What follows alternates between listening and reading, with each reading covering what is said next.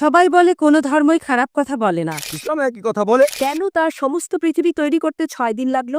আপনি 9 মাস পরে জন্মাবেন। এতগুলো মানুষ দোজখে যাবে? তিনি অবাক হচ্ছেন, এতগুলো মানুষ কিভাবে দোজখে।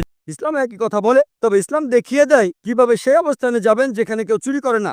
যাকাত দেন, সাহায্য করেন, এরপর কেউ চুরি করলে তার হাত কেটে ফেলেন, তাহলে চুরি করা বন্ধ হয়ে যাবে, কোনো অপরাধ থাকবে না। এজন্যই আমি বলেছিলাম যে ইসলাম ভালো কথা বলার পাশাপাশি আপনাকে দেখিয়ে দেবে কিভাবে সেটা অর্জন করতে হয়।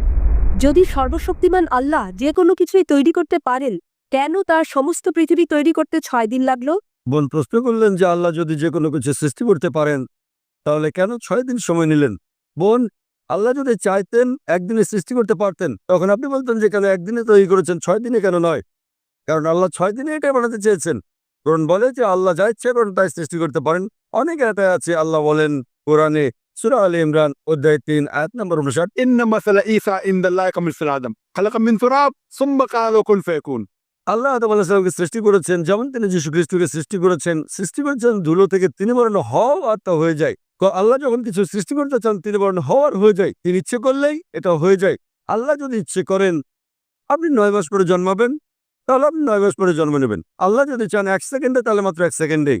তো আল্লাহ চাইলেন যে তিনি কোনো কিছু 6 দিনে সৃষ্টি করবেন, তাই তিনি করলেন। পৃথিবীতে অনেক মানুষ ভুল কাজ করছে। আমার ভাবতে খুব অবাক লাগে, এতগুলো মানুষ দোজখে যাবে? তিনি অবাক হচ্ছেন, এতগুলো মানুষ কিভাবে দোজখে যাবে। আমাদের এই জীবনটা হলো পরীক্ষা।